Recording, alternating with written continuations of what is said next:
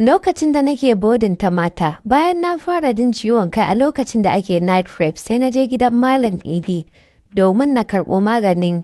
Shiga take da wuya na yi sallama ya amsa min sai aka yi sa'a matar shi ta yi tafiya sai na shiga cikin gida. Bayan na yi mashi bayanan kaina ke ciwo sai ya yi mani izini da in shigo ɗaki. Na tsorata amma hakan na shigo ɗaki. Shigowa take da wuya Malam Idi ya rike ni ina da niyyar ihu amma rufe mani baki a daidai lokacin da ya fara murza saman rufaidata ya cire min a baya ya saka hannun shi a cikin rigar rufaidata ya ci gaba da murza rufaidar. Wani daɗi bai shiga kwakwalwa ya fara zuwa min. Nan take Malam Idi ya cire mini wando ya zara nashi wandon sannan ya saka zarmarurin shi a cikin nawu. Katuwa ce zarmarurin. Sandar rake nan na tsorata sosai na ce Malam za ka iya yaga min kasana. Ya ce min ai ba zai min yadda zan da ciwo ba. Nan fa ya kwantar da ni ya cire min kaya duka ya kwantar da ni bisa. Ya ci gaba da ya har ya gangaro ya fara tsotsar cibina. Na ji wani irin daɗi ya taso daga saman kaina har zuwa ƙasana. Sannan a hankali ya gangaro ya fara tsotsan tsakiyana yana lasar kasana tare da lasar gefen cinyoyina. Bakin shi na saman tsakiya na yana tsotsa yana limshe ido tare da soka harshen shi can cikin tun ina nishi mai karfi har ya kai ga na fara shiru sai na ji so nake in ji sarmarurin shi ya shiga cikin tsakiya na. A daidai lokacin ne Malam Idi ke tambaya ta me yasa ba ni shaving saboda dukkan jikina cike yake da gashi har zuwa saman cikina. Ba na iya ba shi amsa. Ƙoƙari na in jawo zarmarurinsa ta shiga cikina. Haka kuwa aka yana ɗora kan kaciyarsa bisa cikin fadata sai na fara jin zafi amma hakan da ƙyar kan zarmarurinsa ta shige ciki. Ya ci gaba da yi man gwatso yana cina ina wani irin ihu da nishi sama-sama ina cewa wash wayyo Allah na wash wayyo Allah na. Shi ma ihun ya ci gaba da yana cewa za ki kashe ni I love you.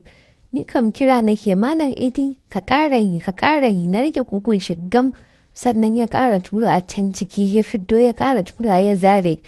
Wani wasu irin ruwa masu kauri suka yi tsartuwa daga cikina shi ma ruwan ya fidda sannan a hankali ya zare.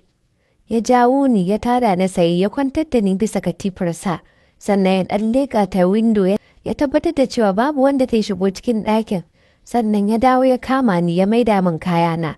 Ya shafi saman rufaida na sosai sannan ya ɗauko maganin ya bani ya raɗa min a cikin kunne gobe kamar yanzu matata ba ta nan ki kara dawowa. A haka ne sadaf na fita na ji daɗin yadda muka sha mu'amala ni da Malam kuma ina fata gobe in sake dawowa sai dai ina tsoron kar in dawo in ƙara iske matar shi wannan ne yasa kwana biyu ban dawo ba. Kuma a cikin kwana biyun ya yi ta dakon dawowa ta don akwai ranar ma da ya shigo cikin ajinmu kuma kai tsaye sit ɗin da nake zaune ya wuto. Ya tuka ya kalli littafin da nake rubutu sannan ya raɗa min a cikin kunne kwana biyu ban ganki ba. Yau ki zo ba ta na. Bai ce komi ba ya tashi ya fita. Duka yan ajinmu sun kalle shi suna zargin wani abu amma ban ba su dama suka fahimci abin da ke tsakanina da Malam Idi ba. Don haka a ranar da ya umarce ni a ranar na shirya sannan na je gidansa da nufin an so maganin ciwon ciki.